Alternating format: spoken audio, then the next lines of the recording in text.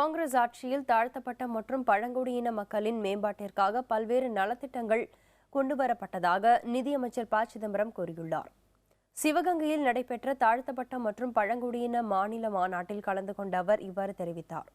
மேலும் தகவல் அறியும் உரிமைச் சட்டம், கல்வி, வேலை உறுதியளிப்பு, உணவு பாதுகாப்பு சட்டம் ஆகியவை காங்கிரஸ் ஆட்சியில் கொண்டுவரப்பட்டதாக அவர் கூறினார்.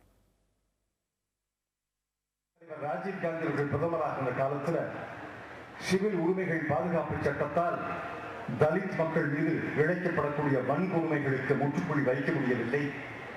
இந்த சட்டம் ஆங்கிலத்தில் சொல்வார்களே டூத்லெஸ் ஆக்ட் என்று, பல்லாத சட்டம். இந்த சட்டத்துக்கு வலிமை கிடையாது, கூர்மை கிடையாது.